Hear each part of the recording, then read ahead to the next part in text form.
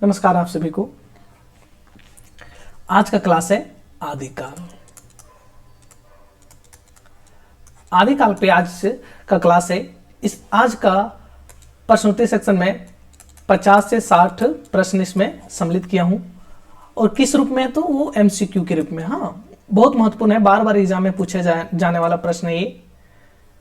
और 1 घंटा के समथिंग ये क्लास रहेगा, उसी में आप लोग को 50 से 60 प्रश्न सॉल्व करवाएंगे और व्याख्या के साथ में पूरा डिटेल में जाके। हाँ, तो चलिए चलते हैं, समय को जाया ना करते हुए। एग्जाम का डेट आप लोग को आ चुका है, तो इसको समय ना खराब करते हैं। चलिए अब आते हैं डायरेक्ट क्वेश्चन पे। ठीक है, पहला नंबर क्वेश्चन है, आचार्य रामचंद्र शुक्ल ने आदिकाल को वीर गाथा काल नामकरण करते हुए अभ्रंश की कितनी रचनाओं को शामिल किया था। बोल रहा है कि आदिकाल जो नामकरण किया, आदिकाल के अंतर्गत कितने अभ्रंश की रचना, कौन सी भाषा अभ्रंश की रचना पूछा है, अभ्रंश की रचना कितने शामिल किया है। ठीक है, ऑप्शन ए में है 10, बी में 4, 8 में 8 है, फिर 12 है। इसमें से बताइए कौन सा आंसर होगा। 10 सेकंड का समय दे रहा हूं।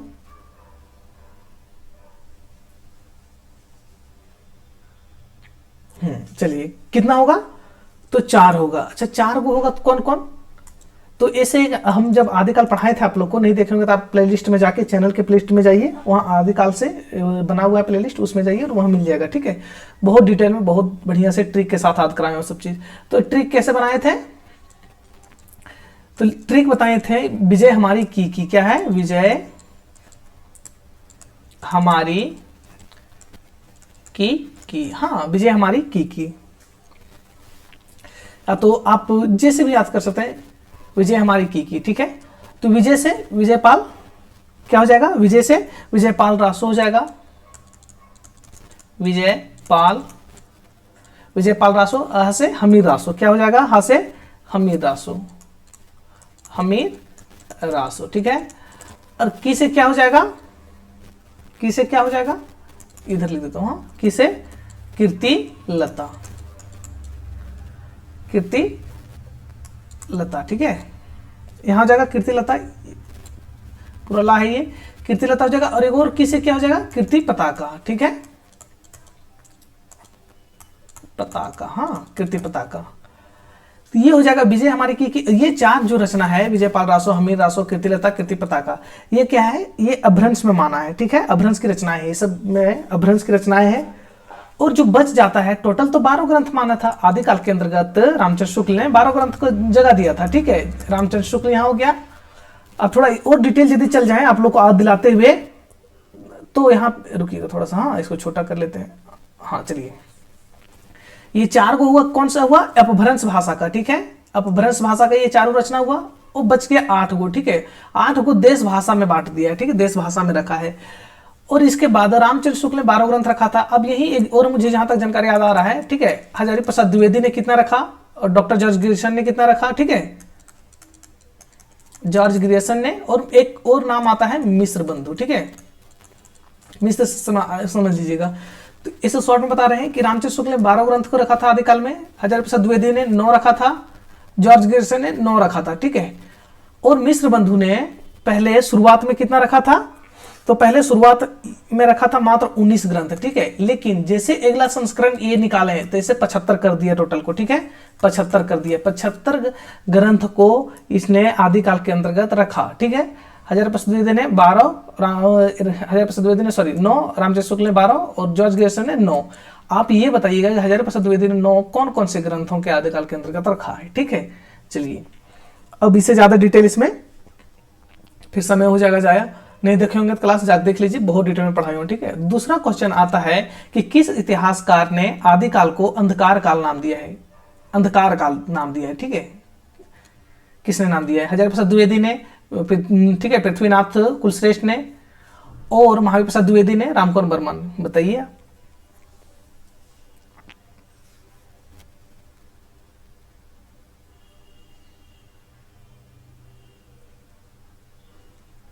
चलिए किसने दिया है, तो पृथ्वीनाथ कमल कुलश्रेष्ठ ने दिया था। ठीक है, पृथ्वीनाथ कमल कुलश्रेष्ठ ने नाम दिया था। अच्छा, अंधकार काल क्यों दिया, बताइए। क्या कि उस काल में, जो आदि काल में, अंधकार काल इसने नाम दिया क्योंकि उस काल में बहुत ज्यादा अराजकता था, ठीक है, एक दूसरे राजा आपस में लड़ रहे थे, तो एक अराजकता के कारण दिया था, ठीक है, अराजकता के कारण, और एक अस्पष्टता के कारण, अस्पष्ट कुछ नहीं था वहां पे क्या चल रहा है क्या नहीं, ठीक है, एक उसके कारण, ठीक है, अस्पष्टता। तो प्रमुख रूप से अराजकता के कारण और अस्पष्ट कोई चीज नहीं होता था, इसलिए अंधकार काल दिया, ठीक है। अंधकार काल, यहाँ अंधकार क्या चीज हो रहा है, एक तो काटमार, ठीक है, जिसको कह सकते हैं अंधकार, कुछ भी स्पष्ट नहीं, कौन पीछे से राजनीतिक चल रहा है तो कुछ चल रहा है, तो इसीलिए ये आपस में ही राजा लड़ रहा है, कोई चुगली करके ऐसे करके, मतलब समझ रहे हो ना, तो इसलिए अंधकार काल नाम दिया। यहां तक समझ गए। अब हम लोग आगे चलते हैं, ठीक है। आगे क्वेश्चन है कि निम्नलिखित में से कौन सा विशेषता सिद्ध साहित्य की नहीं, कौन सी विशेषता सिद्ध साहित्य का नहीं है, ठीक है। पंचमकार की साधना, पुरोहितवाद का खंडन, काल्पनिक मत का प्रभाव, संस्कृत निष्ठ भाषा का प्रयोग। चलिए बताइए 10 सेकंड में।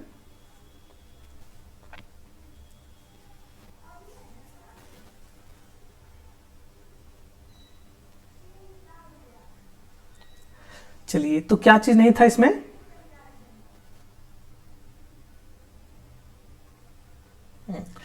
तो क्या बोल रहा है, सिद्ध विशेषता पूछा किसका, सिद्ध साहित्य का। सिद्ध साहित्य का विशेषता नहीं है, तो पंचमकार का साधना था ही, पुरोहितवाद का खंडन, ब्राह्मण लोगों का खंडन किया था ही, काल्पनिक, कपालिक मत का प्रभाव, सॉरी काल्पनिक बोल, कपालिक मत का प्रभाव बिल्कुल था, इसमें कोई शक नहीं, ठीक है, कपालिक घोर ये सभी खंडन मंडन करते थे। संस्कृत निष्ठ भाषा का प्रयोग ये नहीं था, बिल्कुल नहीं। तो इन लोग कैसा भाषा का प्रयोग करता था, तो वो था संध्या भाषा, हाँ, संध्या भाषा, संध्या भाषा था, जिसको कहते हैं संध्या भाषा, संध्या भाषा जो कहें, ठीक है, ये प्रयोग करता था, और ये संस्कृत का भाषा नहीं प्रयोग कर रहा था, ठीक है। तो ये संध्या भाषा क्या था, तो जन भाषा का पुट था, मतलब जन भाषा के रूप में, जन भाषा से कुछ हटके रहता था, इस भाषा में रहस्यवाद छुपा रहता था, ठीक है। अब अगला क्वेश्चन है, चलिए ये क्वेश्चन थोड़ा मिस्टेक हो गया, ठीक, किस विद्वान ने पृथ्वीराज रासो को घटनाओं का जायब घर कहा, यहाँ थोड़ा मिस्टेक हो गया है, ठीक है, तो इसलिए क्वेश्चन को बात करते हैं, आगे चलते हैं। आगे क्या है, तो आगे है डॉक्टर हरिहर प्रसाद द्विवेदी ने पृथ्वीराज रासो के किस पक्ष को प्रमाणिक मानते हुए उसे सुख सुखी संवाद के रूप में रचा महाकाव्य माना है। क्या बोल रहा है, किस पक्ष को, पृथ्वीराज रासो के एक पक्ष का बात कर रहा है, कौन सा पक्ष वो है जिसके कारण हरिहर प्रसाद द्विवेदी ने सुख सुखी संवाद का बोला है पृथ्वीराज रासो को, ठीक है। पहला है चरित्र चित्रण के पक्ष, काव्यात्मक पक्ष, संवाद शैली के पक्ष, और वीर रस की प्रधानता के कारण। किसके कारण वो सुखी सुखी संवाद बोला है, कौन से पक्ष के कारण, बताइए।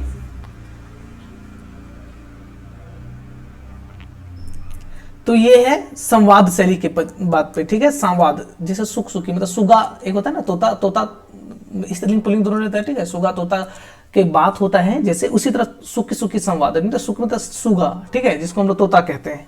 तो बोलता द्विवेदी जी ने रासो की संवाद शैली को आधार बनाकर यह तर्क दिया था, क्या तर्क दिया था, कि यह महाकाव्य सुखी सुखी संवाद, ठीक है, सुख सुखी संवाद के रूप में लिखा गया है, जिससे इसे प्रमाणिक पुष्ट करता है। यहां तक हो गया, अर्थ प्रमाणिक मानता है।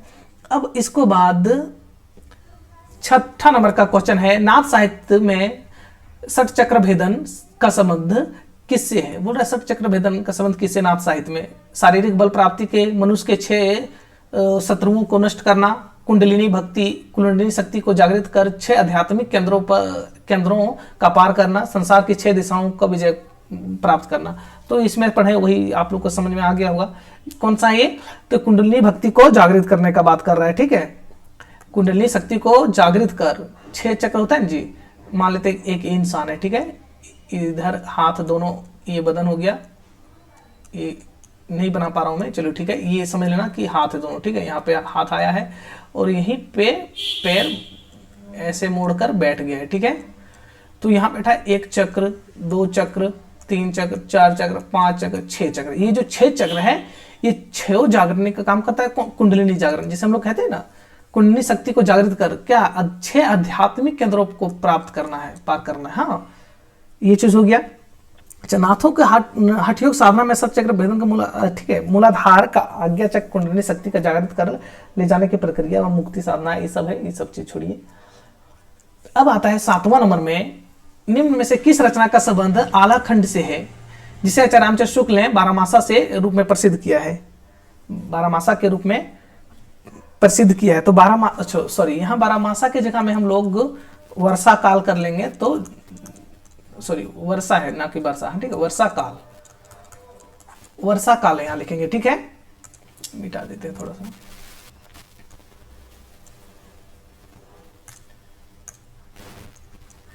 वर्षा काल क्या बोला है कि निम्नलिखित में से किस रचना का संबंध आलाखंड से है जिसे रामचंद्र शुक्ल ने वर्षा काल के रूप में प्रसिद्ध बताया है? बिसलदेव रासो, परमाल रासो और पृथ्वीराज रासो, जयचंद प्रकाश। तो आप इतने से दिमाग लगाइए कि आलाखंड किस में आता है, कौन से रचना में, कौन सा रासो ग्रंथ में आलाखंड का बात आता है, ठीक है। तो किस में आता है?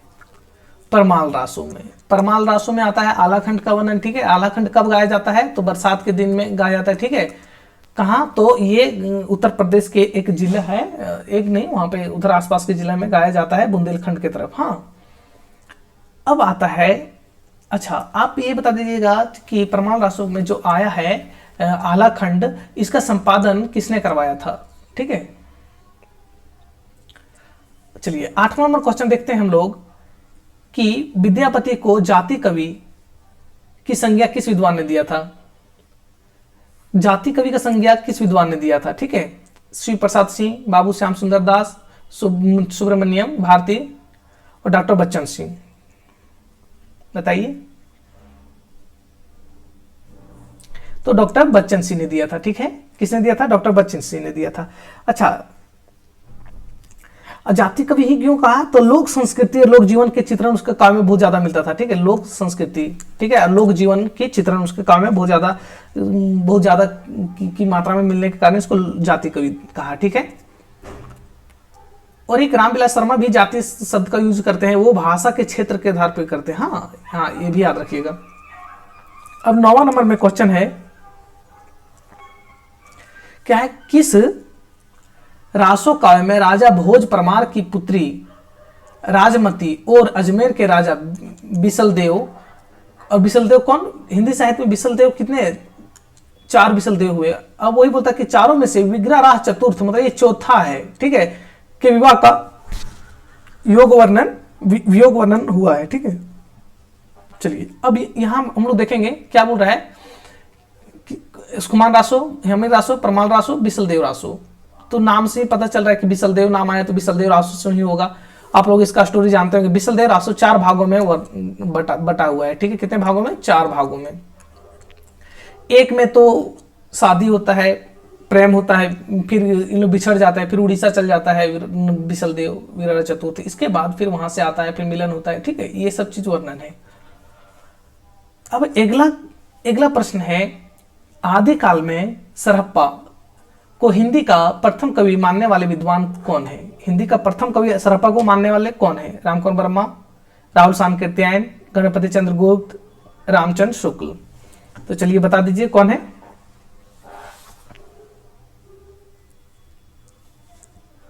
तो राहुल सांकृत्यायन है। ये सब आसान प्रश्न हो गया, ठीक है। राहुल सांकृत्यायन है। कितना इसका सरहप्पा का जन्म कब मानते हैं? ये तो 769 मानते हैं, ठीक है।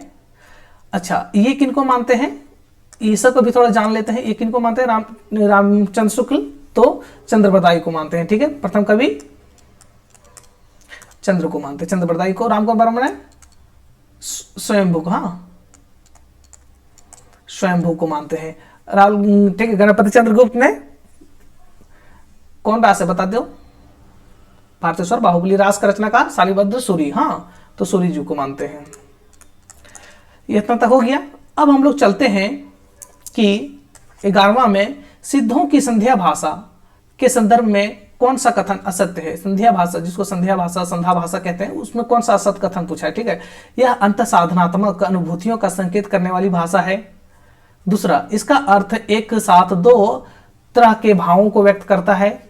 यह रहस्यमय, ठीक है। यह क्या है? यह रहस्यात्मकता की प्रतीकात्मकता से मुक्त है। यह रहस्य बोल रहा है कि रहस्य और प्रतीकात्मक से मुक्त है। बोल रहा है कि यह अभ्रंश और पुरानी हिंदी का मिश्रण है। यहाँ असत पूछा है, ध्यान दीजिएगा, असत गलत पूछा है, ठीक है। तो बताइए जल्दी से।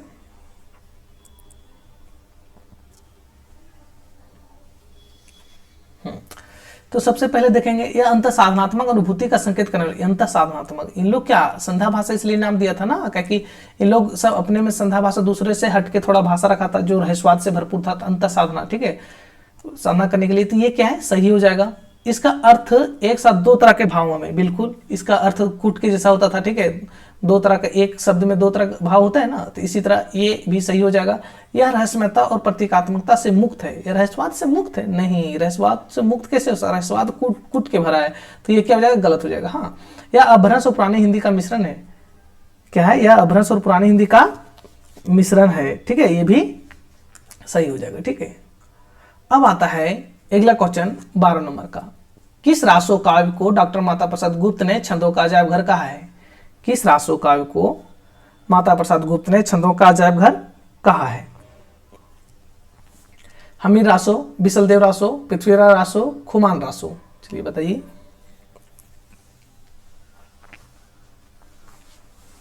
तो किसको कहा है, तो पृथ्वीराज रासो को कहा है, ठीक है, पृथ्वीराज रासो को कहा है।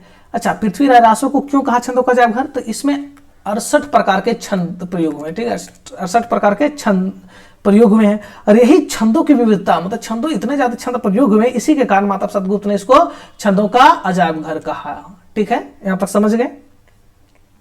चलिए अब आगे देखते हैं 13 नंबर में, गोरखनाथ ने नवनाथों की परंपरा में निम्न में से कौन सा नाथ शामिल नहीं किया है। गोरखनाथ ने नवनाथों की परंपरा में निम्न में से कौन सा नाथ को शामिल नहीं किया है, नागार्जुन, मत्स्येंद्रनाथ, ठीक है, जालंधरनाथ और सरप्पा। तो नाथों की बात हो रहा है तो सरप्पा हो जाएगा जी, नहीं, तो सरप्पा क्या थे, सिद्ध थे, तो इसलिए यहाँ पे देखने की काम ही नहीं है, तो बहुत आसान था, ठीक है, ये सिद्ध कवि थे ना कि नाथ कवि। हाँ, अच्छा एक चीज और, जो नाथ परंपरा है, नाथ संप्रदाय जिसको कहते हैं, वो सिद्धों से ही निकला हुआ है, ठीक है, ये भी याद रखिएगा आप लोग। अब 14 नंबर में है कि आदिकाल के किस रचना को आदि महाकाव्य, ठीक है, क्या आदि महाकाव्य की संज्ञा दी जाती है, आदि महाकाव्य की संज्ञा किसको दिया जाता है, संदेश रासो को, बिसलदेव रासो को, पृथ्वीराज रासो को, परमाल रासो को। परमाल रासो में आलाखंड है, बता चुका हूं। आदि महाकाव्य मतलब सबसे पुराने महाकाव्य, ठीक है, सबसे पुराने मतलब सबसे बेहद पुराने, ऐसा नहीं कि इससे ज्यादा पुराना नहीं, लेकिन यहां पे बताइए, ठीक है, तो कौन हो जाएगा, पृथ्वीराज रासो हो जाएगा, ठीक है। इसको प्रथम महाकवि किसने माना है, प्रथम रचना हिंदी साहित्य का माना है रामचंद्र शुक्ल ने, और प्रथम कवि भी रामचंद्र शुक्ल ने माना चंद्रप्रदायी को, यहां तक ठीक है, यहीं से इसको आदि महाकाव्य बोला है रामचंद्र शुक्ल ने। हाँ, 15वां नंबर में आता है कि अमीर खुसरो की किस रचना को खालिक बारी के नाम से जाना जाता है, खालिक बारी नाम से किस रचना खालिक बारी नाम से जाना जाता है, पहलियां मुकरियां, दो सुखने और फासली हिंदी कोश, ठीक है, गजलें, बताइए।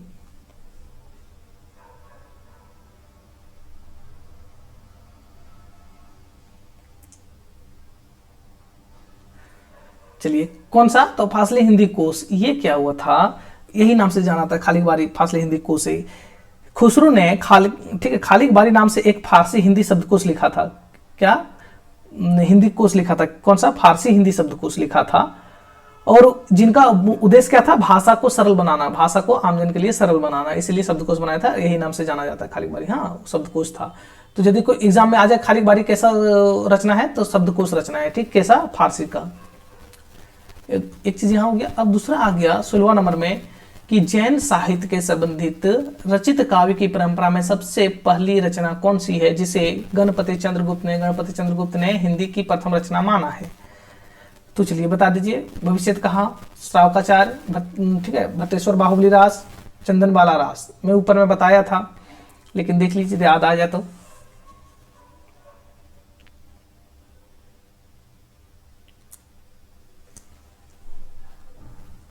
तो कौन हो जाएगा, भट्टेश्वर बाहुबली रास हो जाएगा, ठीक है।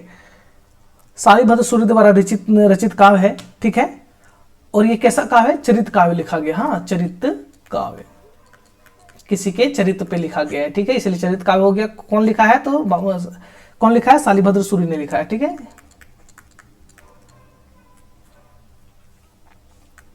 सालीभद्र सूरी ने, हाँ, सालीभद्र सूरी ने अच्छा सूरी ऐसा लिखाएगा, हाँ सालिबद्ध सूरी यहाँ हो गया। अब आते हैं 17वां नंबर,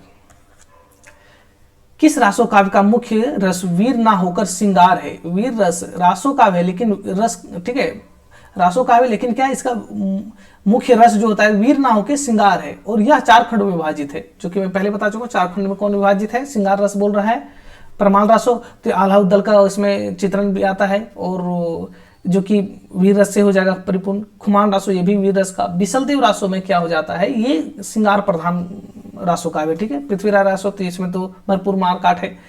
तो बिसलदेव रासो, ठीक है, इसमें क्या है, नायिका से प्रेम करता है, ये सब जो 4 भागों में टूटता है, ठीक है, छोड़ के चला जाता है उड़ीसा। चलिए आप लोग जानते होंगे इतना। इसके बाद 18वां नंबर में है डॉक्टर हजारी प्रसाद द्विवेदी ने संदेश रासक, ठीक है, संदेश रासक किसका है? अब्दुल रहमान कृत, ठीक है, अधड़ मार्ग इसको ही कहते हैं। हिंदी को हिंदी साहित्य में किस परंपरा की पहली रचना माना है? हजारी प्रसाद द्विवेदी ने संदेश रासक को हिंदी का साहित्य के किस परंपरा का पहली रचना मानता है? सिंगारी काव्य परंपरा का, सिद्धनाथ काव्य परंपरा का, संदेश काव्य परंपरा का, या रासो काव्य परंपरा का? बताइए। तो संदेश रासक से नाम समझ में आ रहा, संदेश रासक से संदेश काव्य परंपरा का, ठीक है, इसमें कुछ ज्यादा नहीं सोचना है। अच्छा ये क्या है, ये एक वियोगी श्रृंगार काव्य प्रधान होता है, ठीक है, एक वियोग श्रृंगार प्रधान, सॉरी वियोग, ये क्या है, विक्रमपुर के वियोगनी का विरह चित्रण है। इसमें क्या है, विक्रमपुर के वियोगनी, विक्रमपुर का वियोगनी, हाँ विक्रमपुर के वियोगनी का चित्रण है इसमें, ठीक है, विरह का। चलिए अब आगे आते हैं हम लोग 19वां नंबर, क्या बोल रहा है, कलिंग रासो, क्या है, कलिंग रासो नामक यह प्रसिद्ध रासो काव्य की रचना किसने की थी? दलपति विजय, सदानंद भट्ट, जगनेक और सारंगधर ने। चलिए बता दीजिए, ये आप लोग के लिए नया क्वेश्चन होगा और थोड़ा इंपॉर्टेंट भी होगा, इसको देखिएगा, बताइए।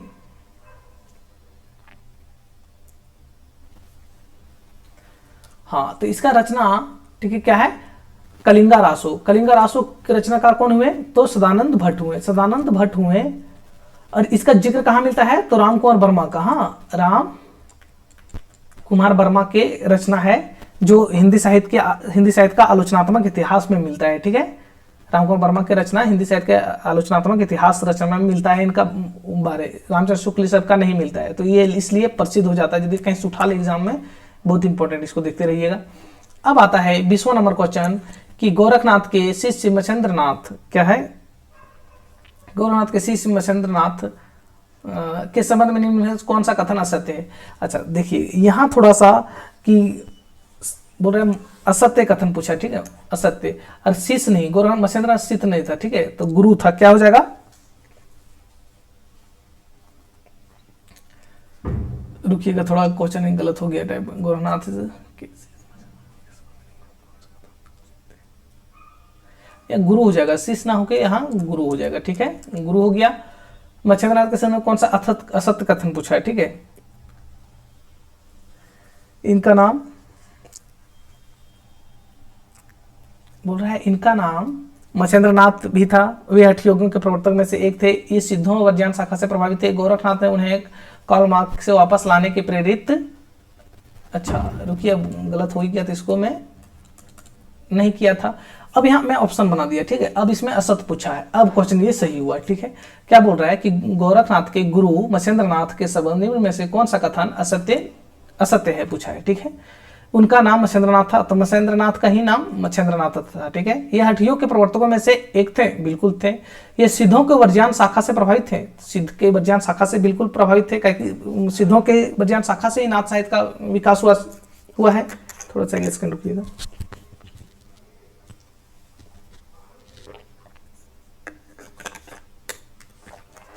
चलिए तो यहाँ क्या हो जाएगा, अब ये हो गया, गोरखनाथ ने उन्हें कार्ल मार्क्स के वापस लाने के लिए प्रेरित नहीं किया था, तो क्या ये प्रेरित नहीं प्रेरित इसने किया था गोरखनाथ ने, ठीक है। जब इनका गुरु भोग विलास में लिप्त हो जाता है, ठीक है, एक वियोगनी के कारण, ठीक है, क्या है, तो भोग मार्ग में लिप्त हो गया था तो वापस लाने का काम कौन किया था, तो इनका शिष्य कौन था, गोरखनाथ। गोरखनाथ के गुरु कौन थे, मत्स्येंद्रनाथ। ठीक है, तो इसलिए ये कथन सही हो गया। पहले क्वेश्चन थोड़ा गलत टाइप हो गया था लेकिन मैं सही बना दिया, अब सही हो गया। ठीक है, याद रखिएगा। अब है अगला नंबर कि डॉक्टर रामगोपाल वर्मा ने आदिकाल की समय सीमा कब से कब तक निर्धारण किया है। संवत, सब संवत में, ठीक है, 1050 से 1375, 750 से 1000 ईस्वी और 750 से 1375 ईस्वी। ठीक है, ईस्वी बोलते हैं विक्रम संवत, और 1000 से 1375 विक्रम संवत। बताइए अब तो क्या हो जाएगा, इसको जस्ट तुरंत तोड़ देना है। विक्रम संवत में है तो क्या चीज करना है, 57 जस्ट घटा देना है। ठीक है, तो निकल जाएगा ईस्वी में। तो अब जानते हैं कि रामगोपाल वर्मा ने 693 कितना 693 से 1693 तक वर्णहीन मात्रा किया है। ठीक है, तो यहां से 693 से स्टार्ट करेंगे। ठीक है, 693 से कहां तक देख, अच्छा 693 दो हो जाएगा तो कहां तक अंत किया है, तो उसने जो खत्म किया है 1400 लगभग में। ठीक है, तो 1375 ही हो जाएगा लगभग में, तो यही हो जाएगा। ठीक है, तो इसलिए सी ऑप्शन हो जाएगा। ठीक है, और आदिकाल को इसने 2 भागों में बांटा। ठीक है, कितने भागों में, 2 भागों में बांटा है आदिकाल को, संधि काल और चारण काल। तो यहां आप देख लेते पहले, संधि क्या हो जाएगा, संधि काल और एक चारण काल। चारण काल, ठीक है, संधि काल का समय सीमा और चारण काल का समय सीमा। ठीक है, संधि काल का इसने समय माना है 750 से, इस संवत की बात हो रहा है, ठीक, 750 से 1000 संवत तक। ठीक है, इसके बाद फिर इसने माना है 1000, जो समय बच जाता है, फिर 1000 से माना कितना, 1375 ईस्वी तक। ठीक है, संवत तक, यहां तक इसने माना है समय। ठीक है, किसका, चारण काल के 2 भागों में बांटा है। ठीक है, आदिकाल को 2 भागों में बांटा है किसने, रामगोपाल वर्मा ने। यहां तक आता है क्या, संधि काल और चारण काल नाम से। ठीक है, संधि काल का 750 विक्रम संवत से 1000 विक्रम संवत तक, और 1000 से 1375 विक्रम संवत तक। ठीक है, यहां तक हो गया। अब आता है अगला क्वेश्चन कि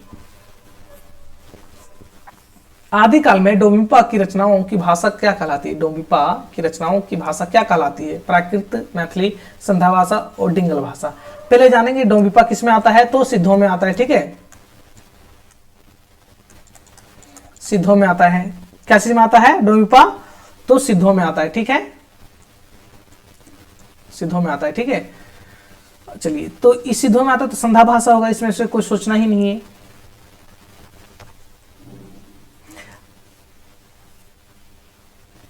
चलिए, अब हो गया अगला क्वेश्चन कि महानंद की कल्पना सिद्धों के किस पद से ली जाती है। क्या महानंद की कल्पना सिद्धों में किस पद से ली जाती है, योगी की आस्था, पचमकार की, ठीक है, पचमकार की आस्था, सहज शून्य आस्था से, और काय क्लेश की आस्था से। चलिए बताइए,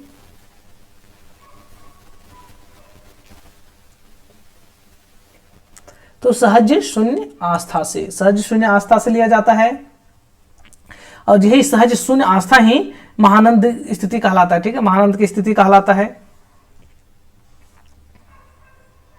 अच्छा, अब आता है 24 नंबर, आचार्य रामचंद्र शुक्ल ने बीसल देव रासो को किस प्रकार के ग्रंथ माना है। वीर गाथा काव्य, धार्मिक रचना, काव्य रूपक और वीरों की प्रशंसा के रूप में रचा गया श्रृंगारिक काव्य। बताइए,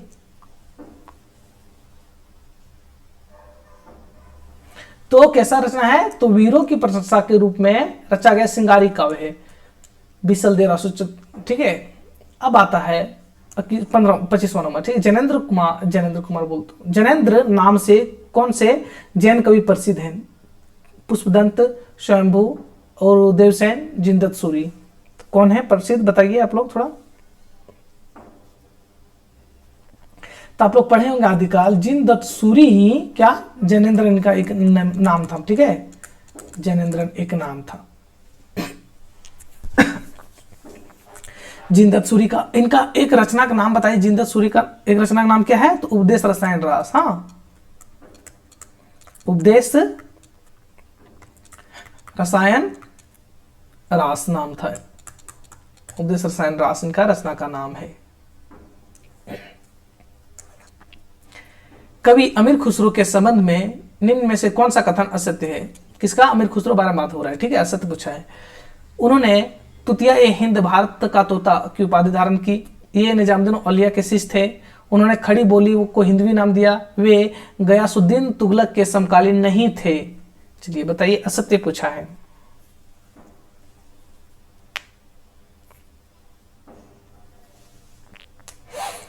तो क्या हो जाएगा, ये डी हो जाएगा, क्योंकि ये समकालीन नहीं थे। बोलो नहीं, नहीं समकालीन थे। ये क्या समकालीन थे, ठीक है। और ये समकालीन ही सिर्फ उसी का नहीं, और लगभग 11 राजाओं का, 11 शासन काल देखा इसने। क्या 11 सुल्तानों का शासन देखा इसने, ठीक है, अमीर खुसरो ने। और इनका इन्हीं का दरबार में काम भी किया, ठीक है, गयासुद्दीन तुगलक के भी।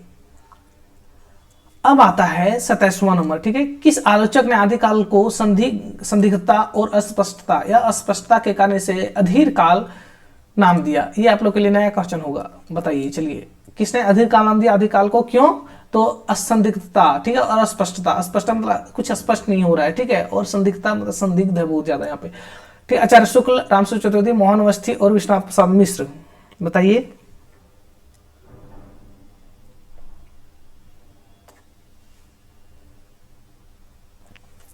तो हो जाएगा मोहन अवस्थी। अच्छा, मोहन अवस्थी नाम अधीर काल इसलिए दिया क्योंकि इस काल में संक्रमणशील और यह अस्थिर प्रवृत्तियों को दर्शाता था, ठीक है, इसीलिए इसको अधीर काल नाम दिया। अब आता है 28वां नंबर कि आदिकालीन साहित्य का प्रमुख रस वीर और श्रृंगार है, किंतु श्रृंगार का चित्रण अधिकतर अश्लील रहा है। क्या बोल रहा है? यह कथन किस आलोचक का है? आदिकालीन साहित्य का प्रमुख रस वीर और श्रृंगार रहा है, श्रृंगार है, किंतु श्रृंगार का चित्रण अधिकतर अश्लील रहा है। किसका कथन है? आचार्य रामचंद्र शुक्ल, फिर डॉक्टर हजारा प्रसाद द्विवेदी और डॉक्टर गणपति चंद्र गुप्त, डॉक्टर रामकुमार वर्मा, बताइए किनका है?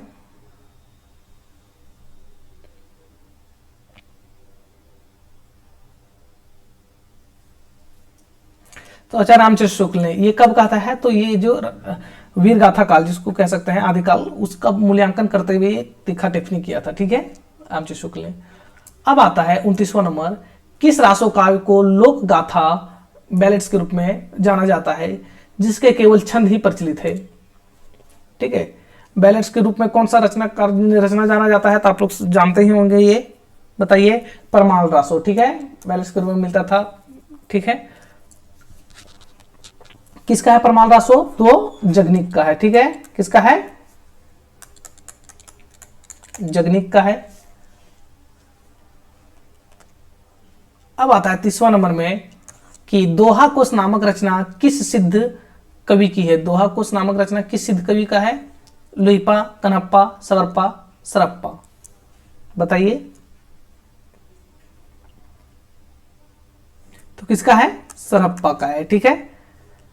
सरप्पा के एक और नाम था सरोज, ठीक है, सरोज वज्र नाम है, याद रखिएगा। हिंदी का प्रथम कवि माना जाता है यही सर्वसम्मत से। और इसका दोहा कोश एक नाम का रचना है जो कि यहाँ पूछा हूं। अब आता है 31वां नंबर। 31वां नंबर क्या है? कृतिलता की रचना विद्यापति ने किस भाषा में की थी? मैथिली, अवहट, संस्कृत, पुरानी हिंदी। तो किस भाषा में किया था कृतिलता को? अवहट भाषा में। क्या? अवहट भाषा में। कृतिलता नहीं, कीर्ति पताका भी अवहट भाषा में ही हुआ था। कीर्ति पताका भी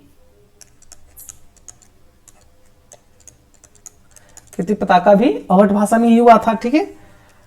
और इसका एक और कौन सा रचना है जो विद्यापति पदावली, कौन सी भाषा में? कमेंट कीजिएगा, ठीक है।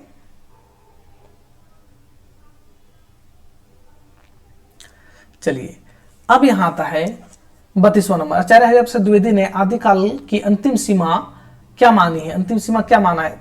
13वीं ईस्वी, ठीक है, 1300 ईस्वी, 1400 ईस्वी, 1500 ईस्वी या 1350 ईस्वी, बताइए। तो सबसे पहले जानना होगा कि आदिकाल के समय सीमा कहां से कहां तक मानता है, ठीक है। तो इसने 1400 ईस्वी माना है, ठीक है। कितना? 1400 ईस्वी। 33वां नंबर, किस रासो काव्य का कथानक 10 कुमार चरियो, ठीक है, 10 कुमार चरियो से प्रभावित है? पृथ्वीराज रासो, सुखमान रासो, बिसलदेव रासो, हमीर रासो, बताइए। ये भी बहुत इंपॉर्टेंट है, ठीक है। किससे प्रभावित बोल रहा है? किस रासो काव्य जो 10 कुमार चरित्र से प्रभावित है? तो हमीर रासो प्रभावित है, आप लोग जानते होंगे, ठीक है। और इसमें हमीर रासो प्रभावित है, और हमीर रासो के राजा किसे थोड़ा विलासीपूर्ण और शौर्यपूर्ण जीवन के चित्रण इसमें किया गया है। अब अगला क्वेश्चन आता है 34वां नंबर। थोड़ा आज फास्ट चल रहे हैं इसलिए, क्योंकि कुछ जरूरी काम है उसको निपटाना है थोड़ा, ठीक है, इसलिए आज थोड़ा मैं फास्ट चल रहा हूँ, और कम दूसरे दिनों के अपेक्षा आज कम प्रश्न सम्मिलित किए हैं, 50 से 60 मात्र है, नहीं तो दूसरा दिन हमेशा 100 से प्लस रहता था। तो चलिए, आप लोग को अच्छा लग रहा है तो लाइक शेयर सब्सक्राइब कीजिएगा, अपने मित्रों तक भी पहुंचाइए, शेयर कीजिए। चलिए, अब बताती है, गोरखनाथ के शिष्यों में कौन सा नाम शामिल नहीं है जिसके कारण नाथ संप्रदाय का विभाजन हुआ? इसमें से क्या शामिल नहीं है? हाँ, तो सुनिए ना, यहाँ थोड़ा काट देते हैं, थोड़ा प्रश्न यहाँ हमको नहीं ठीक लग रहा है।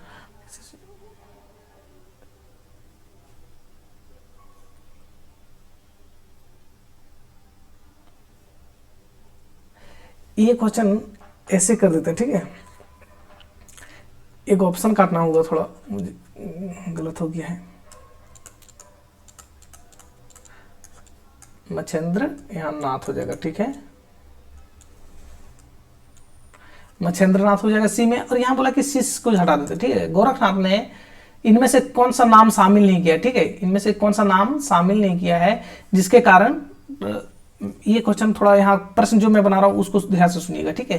क्या गोरखनाथ ने इनमें से किसका नाम शामिल नहीं किया जिसके कारण नाथ संप्रदाय का विभाजन हुआ? ठीक है, तो बता दीजिए किनका नाम हो जाएगा। ये कटा हुआ है, ठीक है, तो मच्छेंद्र नाथ का, क्या कि मच्छेंद्र नाथ कौन थे? तो गोरखनाथ के गुरु थे, ठीक है, और इनको ही शामिल नहीं किया था इनके, क्योंकि अपने गुरु के कुछ विचारों से ये गोरखनाथ सहमत नहीं थे, इसलिए ये अपना अलग रास्ता बना लिए, ठीक है, गुरु अलग और शिष्य अलग, ठीक है, इसीलिए यहाँ पे मच्छेंद्रनाथ हो जाएगा। तो क्वेश्चन गलत टाइपिंग हो गया है। जैन साहित्य में रास शब्द का प्रयोग किसके लिए किया जाता है? वीरों की युद्ध प्रशंसा लिए, कृष्ण की रासलीला का वर्णन, आनंददायक नृत्य और गेय पद के लिए, अद्भुत घटनाओं का चित्रण के लिए, ठीक है, बताइए। रास नाम आता है, रास, ठीक है, रासो नहीं रास है, यहाँ पे ध्यान से देखिएगा, थोड़ा रासो है, ठीक है।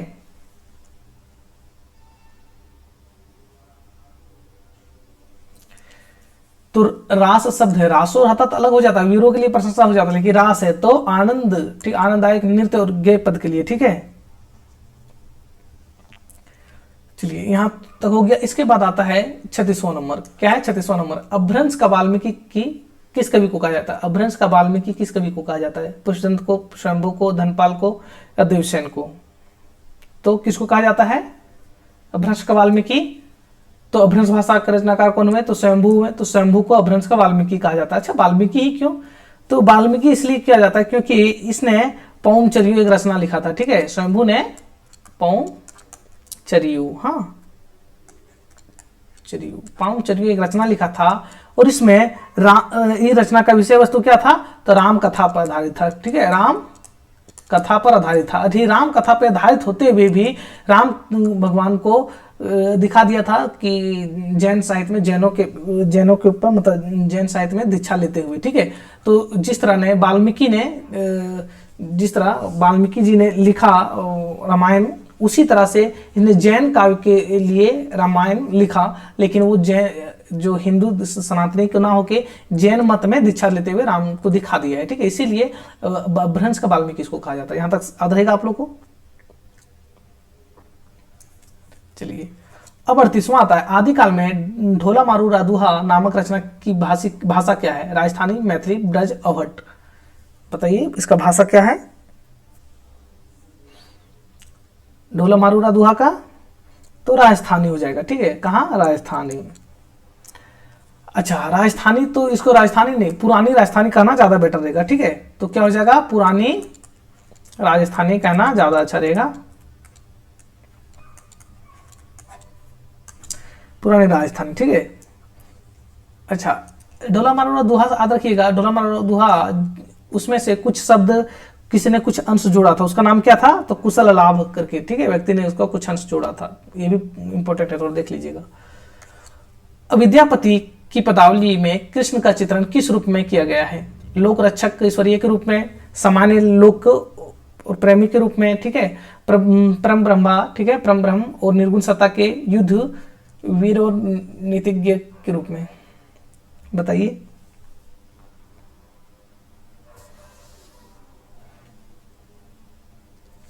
तो विद्यापति ने पदावली में क्यों किया था, कैसा चित्रण किया था, तो सामान्य नायक और नायक नायिका प्रेम प्रेमिका के रूप में, ठीक है, प्रेमी प्रेमिका के रूप में चित्रण किया था। इन्हीं के कारण रामचंद्र शुक्ल ने कहते हैं आजकल के लोगों को आध्यात्मिक चश्मा पहना है, मैं भूल जा रहा हूँ कोटेशन थोड़ा सा, वो कह रहा है, ठीक है, यहां तक हो जाएगा।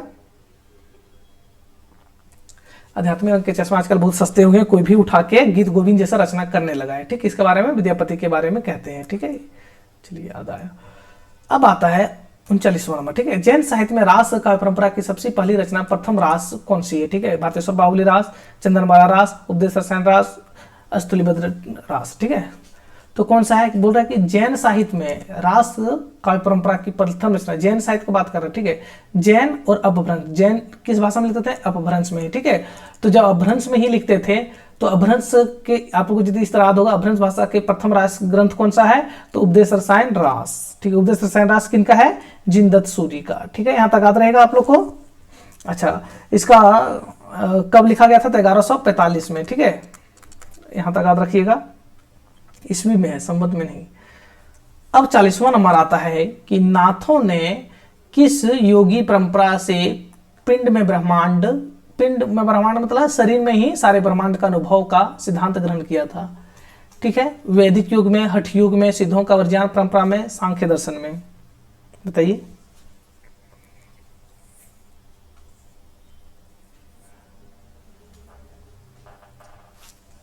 ध्यान से देखिएगा, नाथों ने किस योगी परंपरा से ये पिंड में ब्रह्मांड का सिद्धांत ग्रहण किया था। तो नाथों, सबसे पहले ये जाने कि नाथ किससे प्रभावित था, नाथ किससे ही आगे चल के निकला था, तो सिद्धों की वर्ज्ञान शाखा से। तो यही हो जाएगा, इसमें ज्यादा दिमाग लगाने का जरूरत ही नहीं। अब पिंड में ब्रह्मांड मतलब शरीर को ही साधन के रूप में माना है, ठीक है। और 41वां नंबर में है, आचार्य रामचंद्र शुक्ल ने पृथ्वीराज रासो के किस संस्करण को प्रमाणिक नहीं, यहां पे रुकिएगा, ये भी कुछ थोड़ा यहां नहीं कर देते हैं, ठीक है। क्या, आचार्य रामचंद्र शुक्ल ने पृथ्वी रासो के किस संस्करण को प्रमाणिक नहीं माना है, ठीक है, प्रमाणिक नहीं माना है, बोल रहा है कि बृहद संस्करण को, मध्य संस्करण को, लघुत्तम संस्करण को, किसी भी संस्करण को नहीं, उन्होंने इसे जाली ग्रंथ कहा है। तो कौन सा हो जाएगा, क्या कि रामचंद्र शुक्ल ने पृथ्वी रासो को अप्रमाणिक मानता है, ठीक है, तो क्या हो जाएगा, कोई भी संस्करण को नहीं माना है। अब आते हैं आगे 42वां नंबर, ठीक है, जयचंद प्रकाश नामक रचना के रचयिता कौन है, जयचंद प्रकाश नामक रचना के रचयिता कौन है, ठीक है, जयचंद प्रकाश नामक रचना का रचयिता कौन है, बताइए जल्दी से आप लोग तक। अच्छा, एक सेकंड रुकिएगा, जयचंद प्रकाश का कौन है तो बता दीजिए, बताते हैं फिर आगे। तो कौन हो जाएंगे, केदार भट्ट, ठीक है। जयचंद प्रकाश, यहाँ पे जयचंद जो पृथ्वीराज के पहले दोस्त माने जाते थे, वो कनौज का राजा था, ठीक है, जयचंद, उसी का शौर्य गाथा वर्णन यहाँ पे है, ठीक है। अच्छा, एक चीज और यहाँ पे यदि मैं प्रमाणिकता की बात किया था, तो कौन कौन प्रमाणिक मानते हैं ये भी जान लीजिए, ठीक है। प्रमाणिक मानने वाले में कौन कौन आते हैं, तो ट्रिक से मैं जैसे याद कराया था, मसमक, ठीक, क्या, मसमक, ठीक है, मसमक, माँ से मिश्र बंधु, क्या हो जाएगा, माँ से, एक माँ से मिश्र बंधु हो जाएगा, मिश्र बंधु हो जाएगा, सा से श्याम सुंदर हो जाएगा, ठीक, क्या से, श्याम सुंदर हो जाएगा, श्याम सुंदर दास का बात हो रहा है, हाँ, श्याम सुंदर दास, थोड़ा राइटिंग देख लीजिएगा, राइटिंग अच्छा नहीं है, मैं खुद जान रहा हूं, लेकिन, और माँ से एक और आ जाएगा, मोहनलाल विष्णुलाल पांड्या, हाँ, मोहनलाल विष्णुलाल पांड्या, ठीक है। और का से आ जाएगा कर्नल टॉड, क्या आ जाएगा, कर्नल टॉड, हाँ, रुकिएगा, कर्नल टॉड, ठीक है, इतना तक, यहां तक हो गया।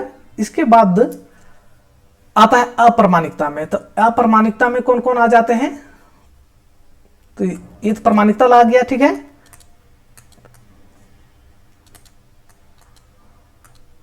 प्रामाणिकता, हाँ, अप्रमाणिकता या तो अप्रमाणिक कौन कौन माना है, ठीक है।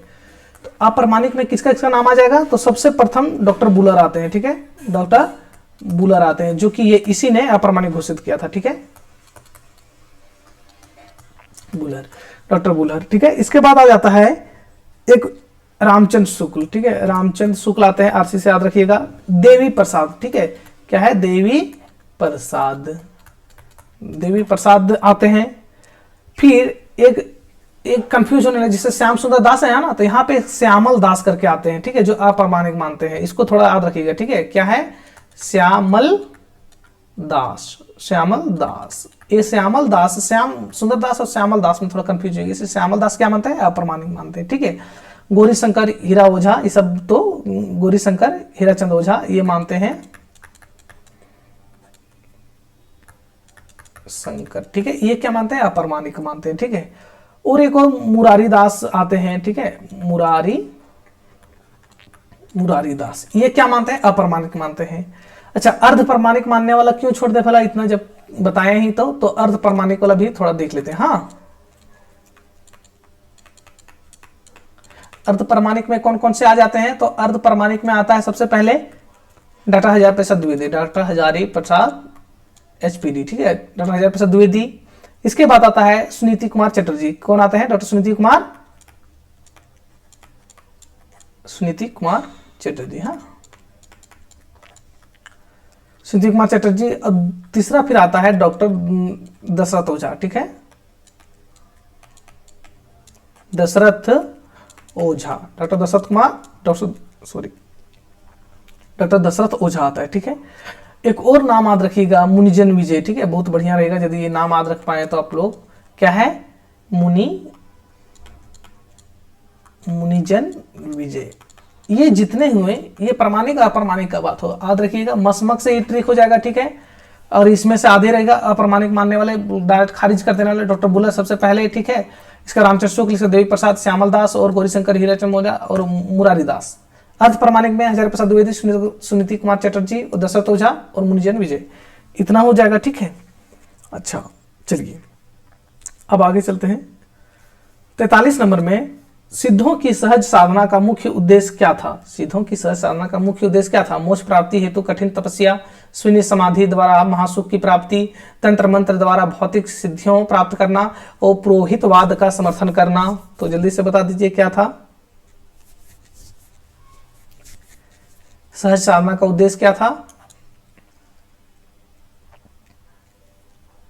तो क्या था? शून्य समाधि द्वारा महासुख का प्राप्त करना, महासुख का प्राप्त करना, ठीक है। चलिए यहां तक हो गया। अब आता है 44 नंबर, बोला कि खुमान रासों में किस कालखंड में राजाओं की गाथाएं मिलती है? खुमान रासों में किस काल के राजाओं की गाथा मिलती है, कब से कब तक? ठीक है, 7वीं शताब्दी का, 9वीं से 15वीं शताब्दी का, 16वीं शताब्दी या 12वीं शताब्दी, बता दीजिए। तो इसमें याद रखिएगा 9वीं से 15वीं शताब्दी तक मिलता है, ठीक है, गाथा इसमें राजाओं का, ठीक है। चलिए, खुमान रासक से लेकर महाराज, ठीक है, खुमान नामक शासक से लेकर के महाराणा राजसी तक का मिलता है, ठीक है, इतना याद रखिएगा आप लोग। अब अगला क्वेश्चन है 45 नंबर, ठीक है। अमीर खुसरो द्वारा रचित दो सुखने किस साहित्यिक विधा के अंतर्गत आता है? दो सुखने किस साहित्यिक विधा में आता है? मुकरियां, पहलियां, ठीक है, दो अर्थ दूसरे दोहरे अर्थ होता है, ठीक है, लोक कथा। चलिए बताइए किस में आता है? तो द्वय अर्थ मतलब दोहरे अर्थ में आता है, ठीक है। सुखना क्या आता है? दोहरे अर्थ होता है। अब आता है कि कुकुरिपा की रचनाओं को किस नाम से जाना जाता है? कुकुरिपा की रचनाओं को किस नाम से जाना जाता है? कोश, चर्यापद, पहेलियां, बारहमासा।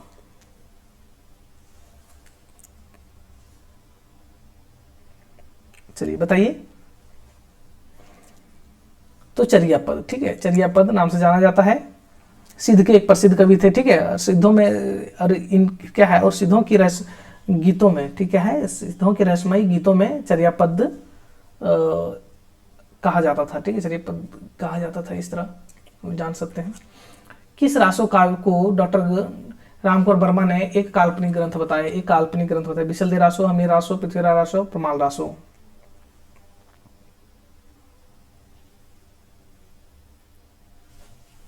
तो किसको, तो पृथ्वीराज काल्पनिक ग्रंथ बताया है, तो पृथ्वीराज रासो को, हाँ पृथ्वीराज रासो को काल्पनिक ग्रंथ बताया है। अच्छा ये जो ये रुकिएगा एक सेकंड, हाँ रामकुमार वर्मा ने पृथ्वीराज रासो के बारे में यहाँ तक ये भी बोलते हैं कि इनके जो कथानक है, कथानक एक दूसरे के पात्र वाला कथन है, ठीक है, ये बहुत अतिरंजना पूर्वक है, मतलब इतने सुंदर बात करते हैं, इतने सुंदर बात है, इसके बाद तो क्या मानते हैं, काल्पनिक ग्रंथ मानते हैं, ठीक है, कि इतिहास से मेल नहीं खाता इसलिए काल्पनिक ग्रंथ हो गया। प्राकृतिक की अंतिम अवस्था अपभ्रंश से ही हिंदी साहित्य का आविर्भाव माना जा सकता है। ये कथन किस साहित्यकार का है बताइए, तो पूछने वाले नहीं, ये तो आदिम जमाना का क्वेश्चन है। अजय रामचंद्र शुक्ल आते हैं, ठीक है। अब आता है 49वां नंबर, विद्यापति को भक्ति कवि मानने वाले विद्वान कौन कौन हुए? विद्यापति को भक्ति कवि मानने वाले विद्वान कौन है? अच्छा रामचंद्र शुक्ल, रामकुमार वर्मा, श्री प्रसाद सिंह और बाबू श्याम सुंदर दास विद्यापति को, चलिए बताइए।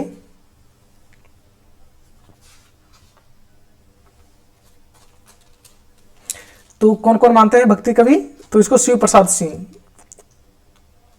कौन मानते हैं? शिव प्रसाद सिंह, शिव प्रसाद सिंह। अच्छा इसको मैं थोड़ा और ज्यादा डिटेल में बता देता हूं, नहीं तो फिर ये बहुत इंपॉर्टेंट है, ठीक है। क्या है? एक सिंगारी और एक इधर लिख देता हूं भक्त कवि और एक इधर लिख देता हूं रहस्यवादी कवि, हाँ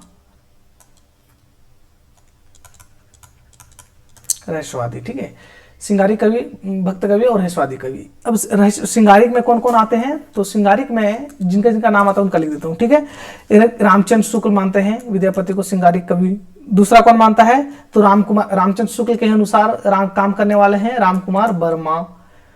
अब रामकुमार वर्मा मानते हैं तो फिर बोलते हैं कि सब रामकुमार मानिए रहे तो हम क्यों चुप रहे? तो रामवृक्ष बेनीपुरी, रामवृक्ष बेनीपुरी, ठीक है, शॉर्टकट में लिख रहा हूं रामवृक्ष बेनीपुरी, ठीक है। ये सब क्या मानते हैं कि सिंगारिक कवि, ठीक है। अब इसी में याद रखिएगा हर प्रसाद शास्त्री भी, हर प्रसाद शास्त्री भी, ये बहुत इंपॉर्टेंट है, ठीक है। हर प्रसाद शास्त्री भी सिंगारिक कवि मानते हैं। और भक्त कवियों में कौन कौन मानते हैं भक्त कवि? तो भक्त कवि में आते हैं श्याम सुंदर दास, श्याम सुंदर दास, श्याम सुंदर दास, श्याम सुंदर दास, ठीक है।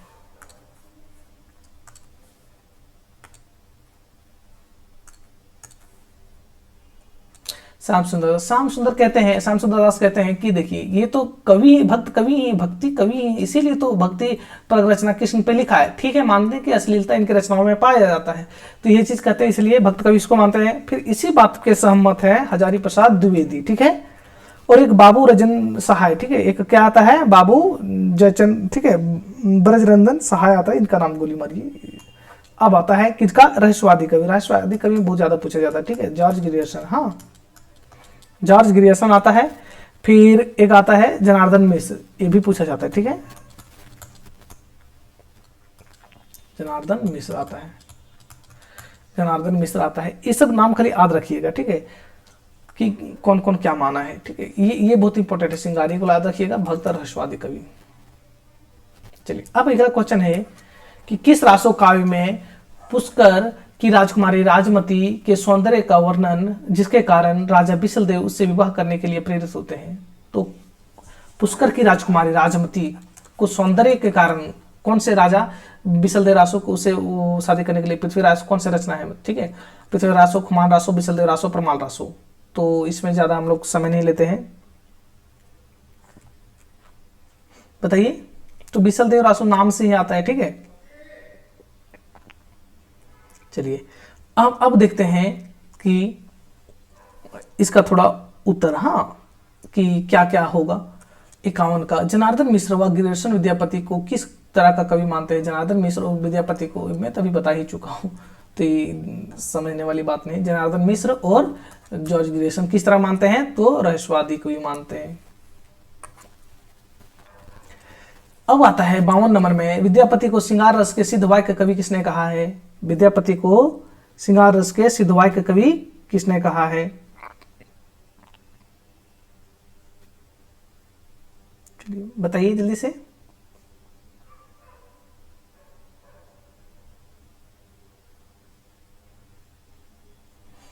तो किसने कहा है? तो हजारी प्रसाद द्विवेदी ने कहा है। अब आता है 53 नंबर कि हिंदी में किसे कृष्ण गीति कृष्ण गीति परंपरा का प्रवर्तक माना जाता है। कृष्ण गीति काव्य परंपरा का प्रवर्तक माना जाता है। हिंदी में बात कर रहा है फ्रेंड्स, जैन समय नहीं। तो किसको? विद्यापति सूरदास को, विद्यापति को, अमीर खुसरो को। तो यहाँ कौन हो जाएगा? विद्यापति। ठीक है, क्या कि सूरदास तो बाद में आता है लेकिन विद्यापति पहले। ठीक है, तो कौन? विद्यापति आ जाएंगे। ठीक है, यहाँ तक। अब 54 नंबर में है, देसिल बहुना सब्जन मिठा ते तो सन, ठीक है, सन जब हूँ अवहट्ठा। बोल रहा है कि देसी भाषा इतना मिठास है, इसी के कारण मैं देसी भाषा में बात करता हूं। ठीक है, समझ गए? चलिए, क्या बोलता है? देसी भाषा सबको मिठास लगती है, इसलिए मैं अवहट में बात करता हूं। इसका अर्थ यही हो जाएगा। अच्छा, पंक्ति किसका है पूछा ना? नहीं, सॉरी, मैं तो पूरा प्रश्न ही नहीं पढ़ा। पंक्ति विद्यापति के किस रचना से उद्धृत है? मैं सोच रहा हूँ कि विद्यापति का ही पंक्ति पूछा है। तो किससे उद्धृत है? कीर्तिलता कीर्तिपिता का पदावली। तो जानो पहले, सबसे पहले कि अवहट भाषा में कौन सी रचना लिखा गया है। ठीक है, तो अवहट भाषा में कौन सी रचना अवहट भाषा में लिखा गया है, तो पहले ये जानिए। चलिए बताइए जल्दी से।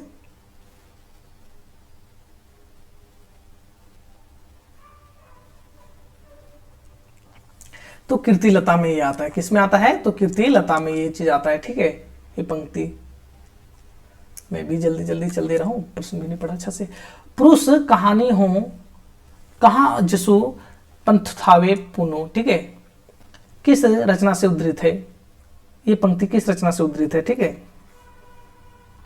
क्या बोल रहा है कि पुरुष कहानी हो कहाँ जसु पंथ थावे पुनो। ठीक है, ये बोल रहा है। कौन सी रचना से उद्धृत है? चलिए बताइए।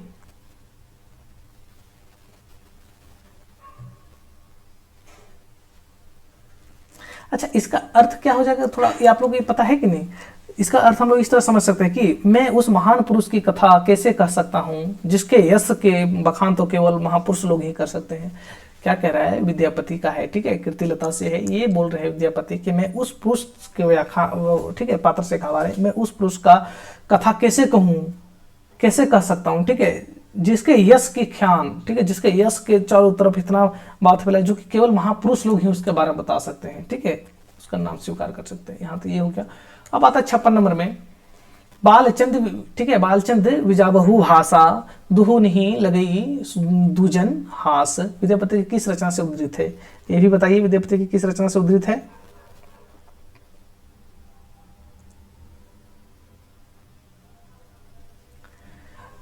चलिए, किससे है? तो ये भी कीर्तिलता। ये इसलिए रखा हूं क्योंकि ये बहुत इंपॉर्टेंट पंक्ति सब, ठीक है, पूछा जाता है।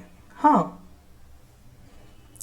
चलिए थोड़ा तो इसका भी अर्थ थोड़ा देख लेते हैं, नहीं होता तो। क्या बोला है? बालचंद, ठीक है, बालचंद विजा बहु भाषा दुही नहीं लगई दूजन हासा। दूजन मतलब होता दुश्मन, ठीक है, बुरा इंसान। इसका अर्थ हम लोग इसी तरह समझ सकते हैं कि मिट्टी और विद्या से, ठीक है, मिट्टी और विद्या से युक्त वाणी ऐसी होती है कि उसे किसी को दुख नहीं होता।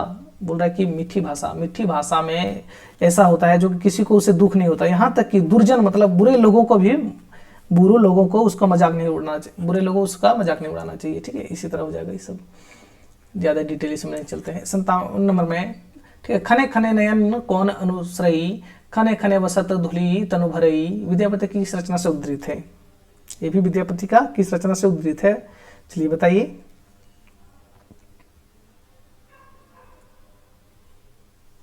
तो ये किससे है? तो ये पदावली से। किससे है? ये पदावली रचना से है। ठीक है, खने खने नयन करे अनुसरी। ठीक है, यहां तक हो गया। अच्छा, इसका अर्थ यदि देखें तो क्या हो जाएगा कि एक लड़की है जो दुबली पतली है। क्या हो जाएगा? एक लड़की या तो नायिका यदि अच्छा रहेगा। ठीक है, इसी तरह यहाँ से एक नायिका है जो दुबली पतली, ठीक है, और थोड़ा सिंगारिक हो जाता है, दुबली पतली सी है, जो अपनी उभरती जवानी में स्थित वर्णन है, जिसमें एक पल में वह कटाक्ष करती, एक पल में वह कटाक्ष करती, दूसरे पल में वो शर्मा के लज्जित मतलब लज्जा से शर्मसार हो जाती है। ठीक है, और शर्मसार हो जाती है इतना जो कि अपने बदन से धूल झाड़ के चल देती है। चलिए, इतने ही डिटेल में जाएंगे।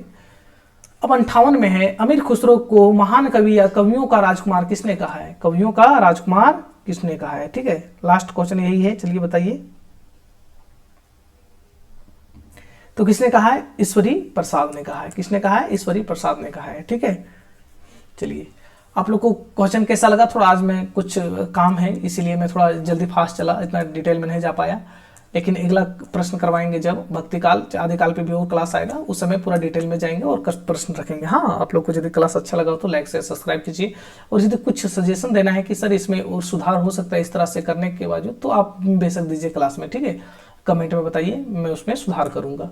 चलिए, बहुत बहुत धन्यवाद आप लोग को बने रहने के लिए, अपने दोस्त तक भी पहुँचाइए, शेयर कीजिए। Thank you.